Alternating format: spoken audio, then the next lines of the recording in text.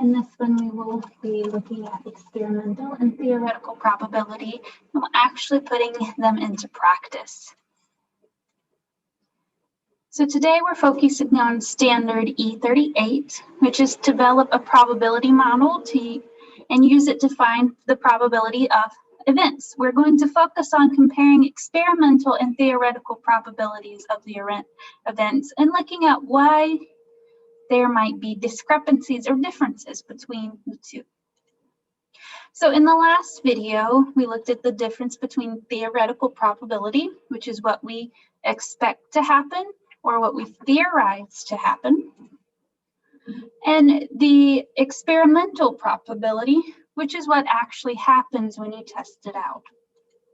In this video, we will review them and we will create an experiment. I highly recommend you do this with me. You only need paper, something to write with, and a coin. Please pause the video while you go and collect these items. So the first thing that we want to do is set up our paper. I highly encourage you to write down everything on this slide under the setup part. I will actually be showing two experiments. So if you're following along with me, you'll want to write it down twice. And we have theoretical probability, what should happen. We're going to use a coin which has heads and tails.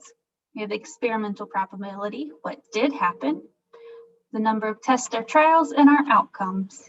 Please pause the video while you write down this information.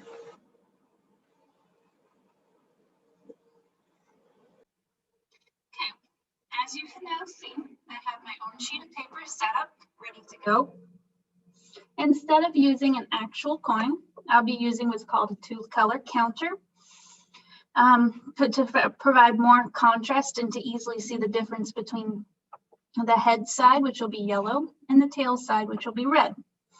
So let's start our experiment by looking at the theoretical probability, what we expect to happen. And remember, with probability, we set it up by having the number of possible outcomes over the total number of outcomes. So when we look at a coin, we can see that it has two sides. In this case, a red side and a yellow side. So there's two possible outcomes for this coin. And of them, one of them is tails. So the probability of getting tails is 1 out of 2, or 50%. And it's the same for the head side of the coin, because there's one head on this coin out of 2 possible sides. So it also has a 50% probability of happening. In this first trial, we want to work with even numbers, and let's start with a smaller trial. So let's flip the coin 6 times. Okay, so we would expect to get 50% tails and 50% heads, or 3 and 3. Okay, so let's start. I'm going to do it. That wasn't a bad job. Okay.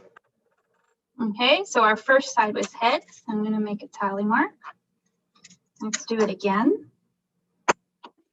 Oops, it ran away and got, okay, it landed on tails. That's 2. Okay, heads again.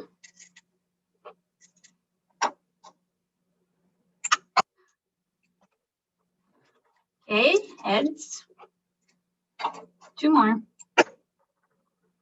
Heads. Last one. And it landed on heads as well. So out of our 6 trials, 1 out of 6 landed on tails, and 5 out of 6 landed on heads. So when we get our calculator, we're going to do 1 divided by 6, and we get 0.16 repeating times 100 to switch it into a percent. And we get 16.6 repeating percent, which I'm going to round to 17%. Okay, so let's do the same. 5 divided by 6 times 100, we get 83%.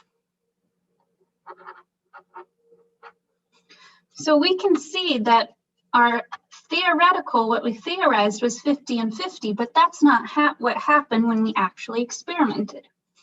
Now we're going to do this one more time with a different number of trials to see if the number of trials can have any effect on the outcome. So our first part, our theoretical, hasn't changed because it's the same coin.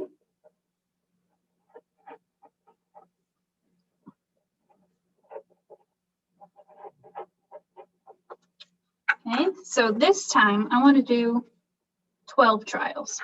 We're going to double the number of trials and see what that does. Okay. First one is tails.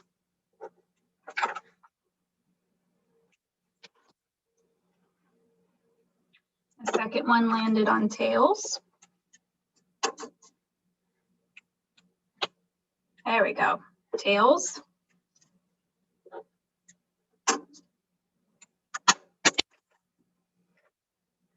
Tails. My coin has changed its loyalty. Oh, heads.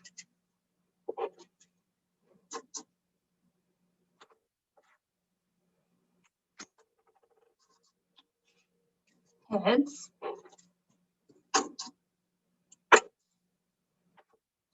Heads. That's 7, so we have 5 more. Heads.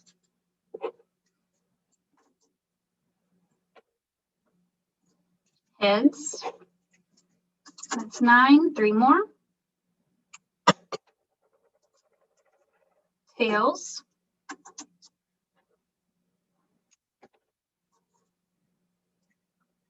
Heads. Last one. Oops, I dropped it. And heads. Okay, so we ran this again.